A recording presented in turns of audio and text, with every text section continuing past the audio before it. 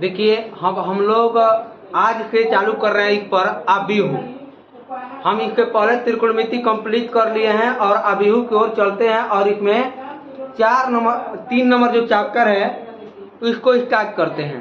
तो इसमें सबसे पहले आता है कि अबिहू।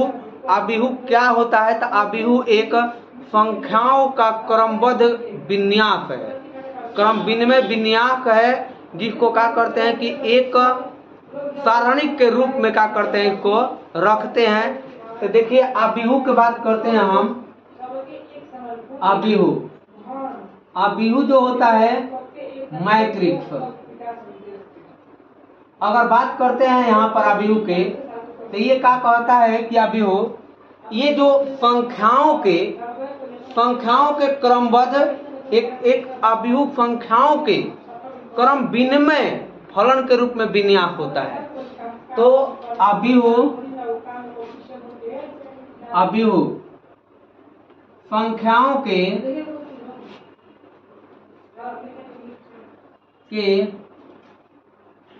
क्रम विनिमय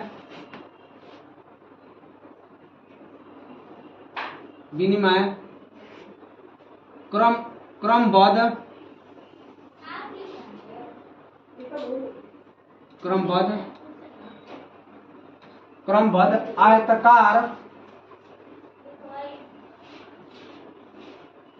विन्यास होता है, जिसकी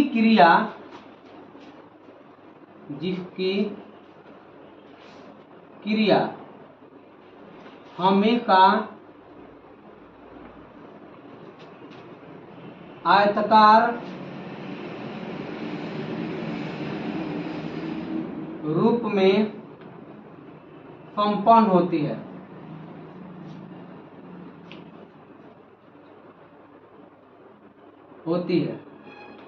तो ये एक प्रकार के आयताकार विन्यास है, जिसकी क्रिया हमेशा क्या होती है, आयताकार के रूप में क्या होती है, विभक्त होती है। हम अबिहू को इसलिए पढ़ते हैं, देखते हैं कि अबिहू को क्यों अगर विन्यासित रूप कहते हैं, क्योंकि इसमें संख्याओं को क्या करते हैं कि एक रूप में व्यक्त करते हैं। जैसे मान लीजिए कि यहाँ पर लिखना होगा A11, A12, A13 और यहाँ पर A21 करते हैं और A22 कर देते हैं। इस तरह का विन्यास होता है। तो ये पूरा विन्यास को हम क्या कहते हैं, इस वाले को लिख देना ही क्या कराता है कि अबिहू के अजर कहते हैं। लेकिन इसके पहले अगर हम बात करते हैं, इसको हम अगर ऑफ मैट्रिक्स, अगर आप मैट्रिक्स की बात करते हैं, अबिहू के इसमें क्या करते हैं, कोटि। अबिहू की क्या करते हैं, कोटि की बात करते हैं, अबिहू की कोटि। ध्यान दीजिएगा कि अबिहू के कोटि 2 तरह की विभक्त होती है। कि इसमें एक तो क्रिया, जैसे मान ले हम कहते हैं का इस तरह का कुछ दिया गया है A11, A12 और A13 और A14 और A15 और इस तरह से अनंत तक चला जाएगा। तो हम कहते हैं कि A और A यहाँ पर क्या करते हैं, ये स्थिर रहेगा तो N कहते हैं। और इस तरफ ये कहाँ तक चला जाएगा, N, एक N तक चला जाएगा, N तक विभक्त हो जाएगा, क्योंकि 1 2 3 4 N पदों तक जाएगा। जैसे A21, A22 और A23 और A24 और A25 और इस तरह से कितना हो जाएगा A2N। क्योंकि देखिए 2 सब कब के 2 कब में का है, स्थिर है, लेकिन बदल का रहा है, इस तरफ बदल रहा है। तो इसको हम क्या कहते हैं, तो पहलका वाले को हम कहते हैं क्या, तो पहलका वाले को हम कहते हैं रो और सब कहते हैं का कलम। इस तरफ हम कहते हैं कि रो और कलम में विभक्त होती है। तो देखिए यहाँ पर A31, A32 और A33 और A34 और A35 और ये आगे तक चले जाएंगे तो कितना लिखेंगे A3N।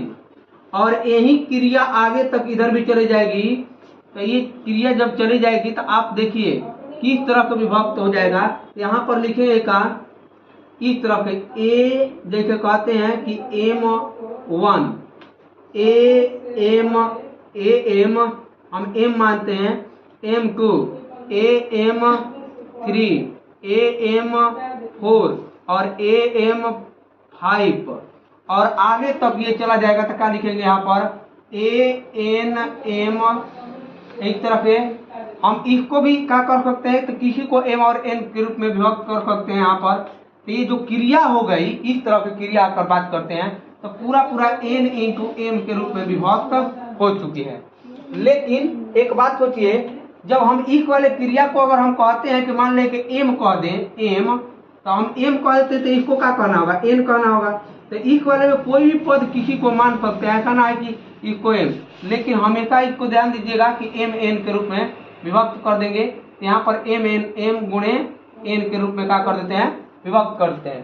तो ये जो क्रिया हो गई आप इसको बता सकते हैं कि ये एक प्रकार के वर्गाकार रूप में भी है और एक प्रकार का है आयत। तो आयत और वर्ग दोनों एक ही जैसा होता है, इसीलिए इसको हम प्रत्येक जो होता है वर्ग, जितने भी वर्ग हैं कभी के कभी क्या होते हैं आयत होते हैं, लेकिन कभी आयत वर्ग नहीं होते हैं। तो ये जो क्रिया होती है तो हम इसको हम AIJ द्वारा क्या करते हैं। आई का होता है, हम इसके बाद देखते हैं कि आई का है और जे का है। यहाँ पर देखते हैं तो आई जो बताता है रो के संख्या को बताता है, रो की स्थिति को बताता है, रो के सदस्य को बताता है, और जे भी स्थिति को बताता है कि कौन की स्थिति कहाँ पर बिलोंग करती है। तो ये कहता है कि अभिहु एक क्रम विनिमय विन्यास होता है जो क्या होता है एक आयताकार रूप में विभाजित हो जाता है। ये घटनाएं जो होती है और इसको M गुणे N के रूप में विभक्त करते हैं। ठीक है, आगे देखते हैं हम लोग। अब बात करते हैं यहाँ पर नोट के बात करते हैं। देखिए कभी भी ये जो कारणी है आपका जिसको हम अभिहु के क्या करते हैं यहाँ पर, तो इसको हम अभिहु को हमेशा बड़ा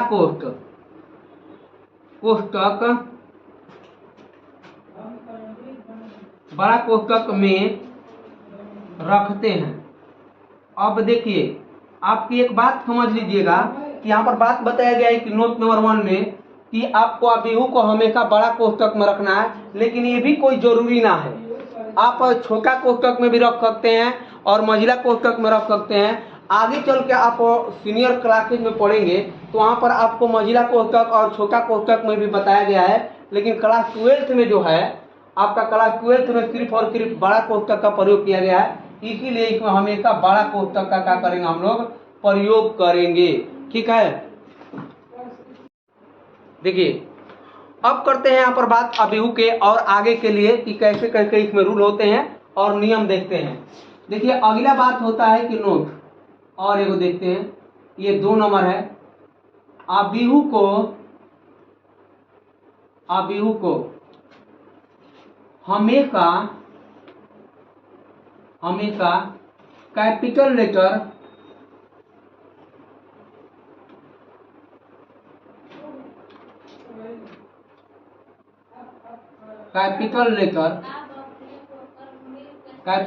यानी कि अंग्रेजी वर्णमाला के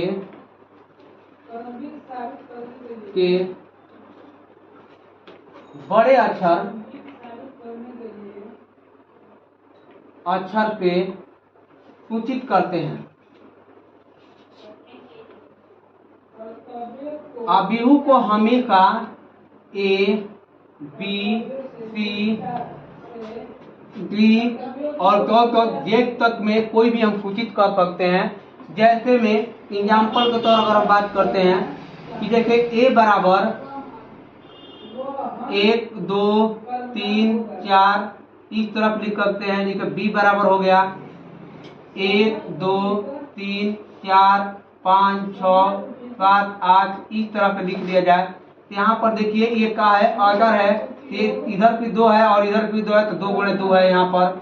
और ये कितना है तो देंगे 2 गुणे यहाँ पर 4 लिख सकते हैं। क्या लिख रहा है तो यहाँ पर आपको बता रहे हैं। अब सुनिएगा कि अगर बात करते हैं यहाँ पर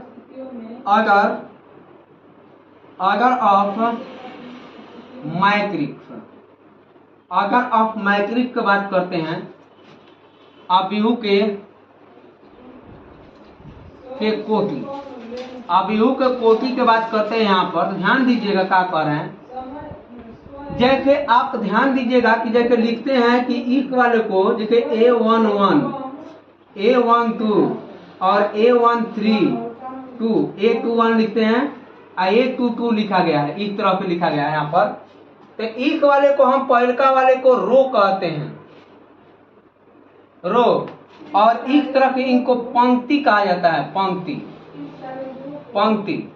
और जब हम इसको रो कहते हैं, और रो कौन है, ये दूसर का रो है, और ये रो कौन है तो पहल का रो है। इसको भी पंक्ति कहते हैं, पंक्ति, पंक्ति नंबर 2 है आपका। और इस तरह के लिखते हैं तो इसको लिखते हैं का, इसको स्तंभ लिखते हैं, स्तंभ।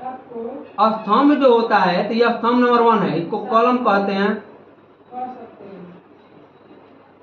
तो इसके पहल का इसे सी द्वारा सूचित करते हैं, इसको C1 कहते हैं, और इसको हम कहते हैं कि स्तंभ। स्तंभ जो होता है इसमें, तो स्तंभ आपका कॉलम,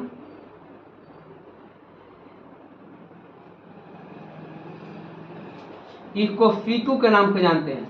इसको शॉर्ट फॉर्म में R1 कहते हैं, और इसको R2 के नाम से जाना जाता है। तो देखिए ये जो क्रिया है, ऑर्डर है, जो पहले 2 गो R है और 2 गो कॉलम है, इसीलिए इसको लिखते हैं कि 2 × 2।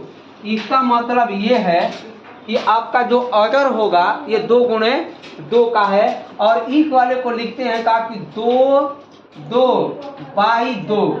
इसको पढ़ते हैं 2/2, 2 × 2 लिखते हैं, लेकिन पढ़ते का है कि 2/2 पढ़ते हैं। इसको ये बात ध्यान रखिएगा, पढ़ने का तरीका अलग होता है, 2/2, लेकिन लिखते हैं कुछ इस तरह के। पहल का वाला रो का मतलब होता है दूसर का कॉलम। इसीलिए क्या करते हैं, हम आगे देखते हैं इसमें। देखिए आगे हम लोग देखते हैं इसमें कि जैसे एग्जाम्पल अगर दूसरा लेते हैं, एग्जाम्पल के तौर पर जैसे कहते हैं का कि इस तरह से लिखा गया है A11, A12 और A13 और A14 और A1, यहाँ पर A21 और A22 लिखते हैं, और A23 लिखते हैं, A31, A32 और A33 लिखते हैं यहाँ पर। तो हम इस वाले को कहते हैं का, पहला वाले को, इसको कहते हैं स्तंभ, स्तंभ पहला। इसको कलम कहते हैं, कलम। तो इसको C1 द्वारा सूचित करते हैं, और इस वाले को C2 कहते हैं, और इस वाले को क्या कहते हैं, C3 कहते हैं। देखिए इसको क्या कहते हैं, R1, और इसको कहते हैं R2, और यहाँ पर कहते हैं R3। तो ध्यान दीजिएगा यहाँ पर कि सबसे पहले एक क्रिया जो होती है ये 3 × 3 में विभक्त होती है। तो R × पहले C लिखा जाता है। R × C का मतलब होता है कि यहाँ पर इसको हम कहते हैं का कि इस वाले को रो कहते हैं, इस वाले को कॉलम कहते हैं। तो यहाँ पर ध्यान दीजिएगा कि R का वैल्यू 3 गो है, और इसका भी वैल्यू कितना है, 3। देखिए एक लाइन यहाँ पर है, और ये 2 और ये 3 हो गया, और यहाँ पर भी 3 गो है, तो इसको 3 × 3 के रूप में विभक्त करते हैं। लेकिन इसको पढ़ते का है कि 3/3, 3/3 पढ़ते हैं। अब बात के करते हैं यहाँ पर कि जैसे अभी जाके सदस्य की बात करते हैं। जैसे यहाँ पर लिखा गया है, कुछ ऐसे लिखा गया है, तो इस वाले को क्या कहते हैं, इस वाले को जैसे A12 हो गया, A12 को क्या कहेंगे, तो हम इस वाले को अवयव कहते हैं। क्या कहते हैं, अवयव। तो इस अवयव में कहते हैं कि पहला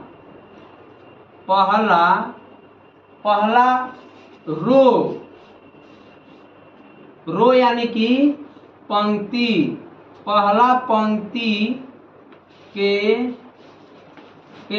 दुकरा, दुकरा सदस्य, सदस्य या अवयव कह सकते हैं, अवयव, या इसी वाले को एलिमेंट कहते हैं, एलिमेंट कहते हैं। ध्यान दीजिएगा, अगर कोई पूछेगा कि ये क्या है, तो पहला रो के दूसरा सदस्य या अवयव, और इसी को क्या कहते हैं, एक और, इसको दूसरे भाषा में क्या कहेंगे, और इसको ऐसे भी कह सकते हैं कि दूसरा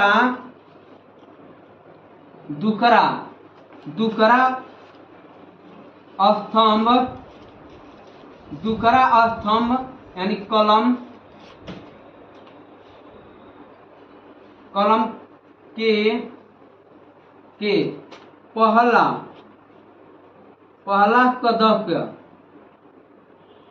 सदस्य या अवयव या इसी को क्या कहते हैं, एलिमेंट। इस तरह के कह सकते हैं, दो भाषाओं में इसको कहा जा सकता है। इधर से देखेंगे तो ये पहला वाला रो है और दूसरा वाला क्या है, इसमें सदस्य है। और इधर से देखते हैं तो दूसरा वाला स्तंभ है और स्तंभ में पहला वाला ये सदस्य है। जैसे आपसे कोई पूछेगा कि बताइए कि A23 क्या है, तो A23 को क्या कहते हैं, तो इसको इधर से देखते हैं कि दूसरा रो, दूसरा रो यानी कि पंक्ति के तीसरा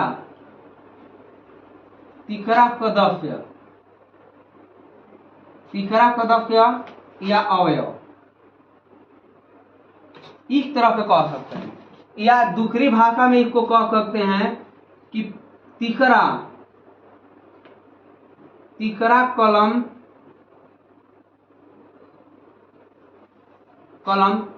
यानी कि क्या कह सकते हैं कि स्तंभ